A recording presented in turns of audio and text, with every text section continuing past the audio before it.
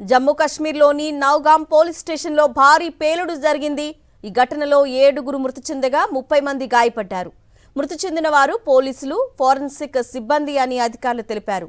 ఇటీవల ఫరీదాబాద్ ఉగ్రకుట్రకు సంబంధించి స్వాధీనం చేసుకున్న పేలుడు పదార్థాల నుంచి శాంపిల్స్ తీస్తుండగా ఈ విస్ఫోటనం జరిగినట్లు తెలిపారు. శుక్రవారం రాత్రి 11 గంటల 22 నిమిషాల సమయంలో ఈ ఘటన జరిగింది. భారీ పేలుడుతో ఒకసారిగా భారీగా మంటలు చెలరేగాయి. దట్టమైన పొగ వ్యాపించింది. శిథిలాల కింద పలువురు చిక్కుకున్నారు. రెస్క్యూ సిబ్బంది సహాయక చర్యలు చేపట్టారు. పేలుడు ధాటికి దాదాపు 300 మీటర్ల దూరంలో శరీర భాగాలు పడ్డట్లు స్థానికులు చెబుతున్నారు. పోలీస్ స్టేషన్లో పార్కింగ్లో ఉన్న పలు వాహనాలకు కూడా మంటలు అంటుకున్నాయి.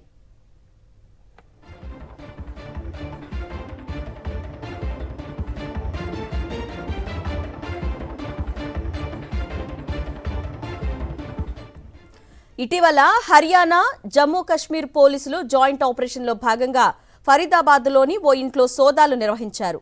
అక్కడ 360 కిలోల పేలుడు పదార్థాలతో పాటు పలు ఆయుధాలను పోలీసులు స్వాధీనం చేసుకుని నౌగాం పోలీస్ స్టేషన్కు తరలించారు. ఆ పేలుడు పదార్థాల నుంచి నమూనాలను తీస్తుండగా పేలుడు జరిగిందని అధికారులు చెబుతున్నారు. పేలుడు జరిగిన ప్రాంతం నుంచి మృతదేహాలను స్వాధీనం చేసుకున్నారు. శ్రీనగర్లోని పోలీస్ కంట్రోల్ రూమ్కు మృతదేహాలను తరలించారు. 24 మంది పోలీసులు, 3 పౌరులు శ్రీనగర్లోని పలు పోలీస్ స్టేషన్లలో చికిత్స పొందుతున్నట్లు అధికారులు చెప్పారు. భారీ పేలుడుతో పోలీస్ స్టేషన్ భవనం ధ్వంసమైంది. చిన్న పేలుళ్లు వరుసగా జరగడంతో రెస్క్యూ ఆపరేషన్కు ఆటంకం కలిగినట్లు అధికారులు చెప్పారు. పేలుడుకు గల కారణాలపై అధికారులు దర్యాప్తు చేపట్టారు. జమ్మూ కాశ్మీర్ పోలీసులు ఈ ఘటనపై ప్రకటన చేయాల్సి ఉంది.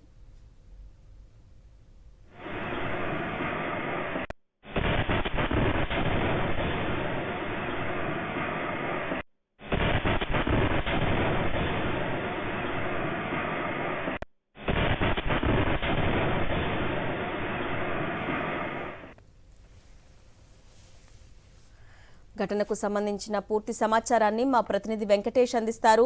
వెంకటేష్, జమ్మూ కాశ్మీర్ లోని నౌగాం పోలీస్ స్టేషన్ లో భారీ పేలుడు సంభవించింది. ఈ పేలుడులో 6గురు చనిపోయినట్టుగా సమాచారం వస్తుంది. చాలా మంది గాయపడ్డారు. దాదాపు 30 మంది వరకు గాయపడ్డారు. వారందరినీ సమీపంలోని ఆసుపత్రికి తరలించి చికిత్స అందిస్తున్నారు. సో ఈ పేలుడుకు ప్రధానమైనటువంటి కారణం ఎఫ్ఎస్ఎల్ నిపుణులు శాంపిల్స్ తీస్తుండగా జరిగినటువంటి పొరపాటు కారణంగా ఇంత భారీ పేలుడు సంభవించిందనేది ప్రాథమిక సమాచారం.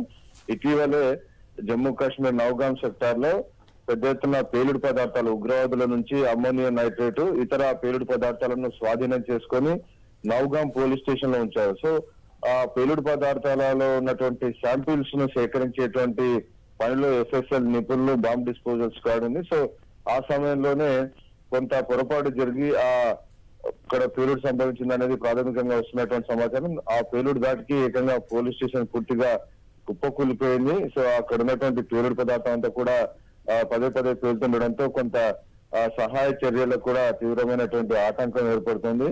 పేలుడు దాటికి ఏకంగా దాదాపు అనేక మంది పోలీసులు చనిపోయారు. అలాగే అందులో ఫోరెన్సిక్ నిపుణులు కూడా ఉన్నారని చెప్తున్నారు. వారి శరీర భాగాలు కూడా చాలా దూరం వరకు ఎగిరిపడినటువంటి పరిస్థితి. చాలా విషాదకరమైనటువంటి ఘటన జరిగింది. మనం చూసాం ఇటీవలే ఈ నెల 10వ తేదీన ఎర్రకోట ముందు కూడా అమ్మోనియం నైట్రేట్ ను డిటైనేటర్స్ తో పేల్చడంతో 13 మంది చనిపోయినటువంటి పరిస్థితి. సో ఈ రోజు కూడా అదే తరహాలో పొరపాటుగా శాంపిల్స్ ను సేకరిస్తున్నటువంటి సమయంలో జరిగినటువంటి ఈ పొరపాటు ఇంతమంది ప్రాణాలను తీసింది. ఇప్పటి వరకు 6గురు చనిపోయినట్టు తెలుస్తుంది. మరొక 7గురు పరిస్థితి చాలా విషమంగా ఉంది. వారి పరిస్థితి చాలా క్రిటికల్ గా ఉందని అధికారులు చెప్తున్నటువంటి నేపథ్యంలో మృతుల సంఖ్య పెరిగేటువంటి ప్రమాదం మనకు కనబడుతోంది. మొత్తానికి ఈ ఉగ్రవాదులు ఇక్కడ నౌగాం సెక్టార్ లో భారీ ఎత్తున సేకరించినటువంటి పేలుడు పదార్థాలను సక్సెస్ఫుల్ గా పోలీసులు పట్టుకున్నప్పటికీ అందులో ఒకరు మిస్ అయిన కారణంగా ఎర్రకోటలో పేలుడు జరిగింది. ఈ రోజు గత అర్ధరాత్రి దాదాపు 11:30 సమయంలో ఈ నౌగాం పోలీస్ స్టేషన్ లో కూడా పొరపాటున దాన్ని మిస్హ్యాండిల్ చేసినటువంటి సమయంలో పేలుడు సంభవించి ఇంత భారీ ఘటన జరిగింది. సో మొత్తానికి ఈ పేలుడు పదార్థాలను పోలీస్ స్టేషన్ లో ఉంచుకోవడం, వాటిని శాంపిల్స్ తీసేటువంటి క్రమంలో జరిగినటువంటి ఈ పొరపాట్ల కారణంగా ఇంతమంది ప్రాణాలు కోల్పోవడం తీవ్రమైనటువంటి విషాదం నింపింది. వెంకటేష్, ఇలాంటి ప్రమాదకరమైనటువంటి పేలుడు పదార్థాలను జనావాసాలకి దూరంగా భద్రపరచాలి కదా. అయినా నిన్న ఆ అర్ధరాత్రి సమయంలో శాంపిల్స్ సేకరించడానికి వెళ్లారా అధికారులు? ఎందుకు జనావాసాలకి దూరంగా కాకుండా పోలీస్ స్టేషన్లో భద్రపరిచారు? ఆ తర్వాత అయినా దాన్ని ఎందుకు దూరంగా పెట్టలేకపోయారు? సో ఖచ్చితంగా ఈ ప్రశ్నలు అయితే తలెత్తుతున్నాయి. నిజానికి ఇంత భారీ ఎత్తున దాదాపు 360 కిలోలకు పైగా ఎక్స్ప్లోజివ్స్ ఉన్నాయని చెప్తున్నారు. సో ఇంత భారీ ఎత్తున్నటువంటి ఎక్స్ప్లోజివ్స్ ని జనావాసాల మధ్య ఉంచడం అనేది ఖచ్చితంగా తీవ్రమైనటువంటి ప్రమాదానికి కారణమవుతుంది. కానీ వాటిని ఎవరు అక్కడ ఉంచమన్నారు, ఎవరు శాంపిల్స్ ఆ సమయంలో సేకరించాలన్నారు, ఒకవేళ సేకరించినప్పటికీ దానికి తగిన జాగ్రత్తలు తీసుకున్నారా లేదా, నిపుణులైనటువంటి అధికారులు అక్కడ ఉన్నారా లేదా అనేటువంటి అనేక ప్రశ్నలు ఖచ్చితంగా రేకెత్తుతున్నాయి. సో ఖచ్చితంగా అధికారులు అక్కడ ఉన్నటువంటి పోలీసులు అలాగే నిపుణులు చేసినటువంటి నిర్లక్ష్యం కారణంగానే ఇంత పెద్ద ఘటన జరిగిందనేటువంటి వాదన అయితే వినబడుతుంది. దీనిపైన ప్రస్తుతానికైతే దర్యాప్తు కొనసాగిస్తున్నామని పోలీసులు చెప్తున్నారు. సో దర్యాప్తు నివేదికలో తప్ప ఇందులో అసలైనటువంటి కారణం ఏంటనేది బయటపడేటువంటి అవకాశం లేదు. సో ప్రస్తుతానికైతే ఎవరైతే తీవ్రంగా గాయపడ్డారో వారందరినీ కూడా స్థానికంగా ఉన్నటువంటి హాస్పిటల్ షేర్ ఈ Kashmir institute of medical science అంటే స్కిమ్స్ హాస్పిటల్ కు తరలించి ఆర్మీ ఆసుపత్రికి తరలించారు. సో వారందరూ కూడా ప్రస్తుతం అయితే క్షతగాతులకు అవసరమైనటువంటి వైద్య సహాయాన్ని అందజేస్తున్నారు. సో ఆ ఏరియాను మొత్తం పూర్తిగా పోలీసులంతా తమ అధీనంలోకి తీసుకున్నారు. ఎందుకంటే దాదాపు 300 కిలోలకు పైగా ఎక్స్ప్లోజివ్స్ ఉన్నాయి కాబట్టి దాని యొక్క తీవ్రత కూడా చాలా ప్రమాదంగా ఉంటుంది.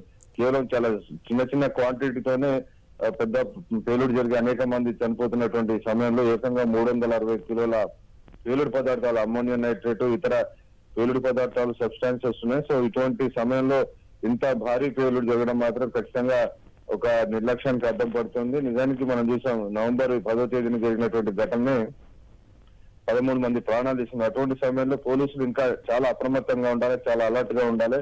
ఇటువంటి ఎక్కడ కూడా ఎలాంటి అవకాశం ఇవ్వకుండా తగినటువంటి జాగ్రత్తలు పోలీసులు కానీ అలాగే నిపుణులు, ఫోరెన్సిక్ నిపుణులు జాగ్రత్తలు తీసుకోవాలి. కానీ ఆ జాగ్రత్తలు తీసుకోవడంలో సరైనటువంటి చర్యలు పాటించలేదని, సరైనటువంటి స్టాండర్డ్ ఆపరేటింగ్ ప్రొసీజర్స్ పాటించలేదని అర్థమవుతుంది. దాని ఫలితంగానే ఈ భారీ పేలుడు జరిగి దాదాపు 6-7 పోలీసులు చచ్చిపోయారు. అలాగే అందులో కొద్దిమంది పౌరులు కూడా ఉన్నారని చెప్తున్నారు. ఇంకా ఈ మృతుల సంఖ్య దాదాపు పెరిగేటువంటి అవకాశం మనకు కనబడుతోంది.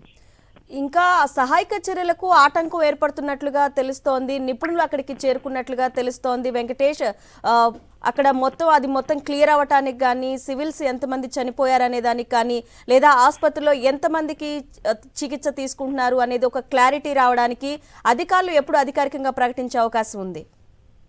ప్రస్తుతానికైతే క్షతగాత్రులందరినీ కూడా సమీపంలోని ఆర్మీ ఆసుపత్రికి తరలించారు, అలాగే స్కిమ్స్ ఆసుపత్రికి తరలించారు. దాదాపు 30 మంది వరకు కూడా వివిధ ఆసుపత్రుల్లో జాయిన్ చేసినట్టు తెలుస్తుంది. సో దీనికి సంబంధించినటువంటి అధికారిక ప్రకటన ఇంకా రావాల్సి ఉంది. ప్రస్తుతానికైతే సహాయ చర్యలపైన ఫోకస్ చేశారు.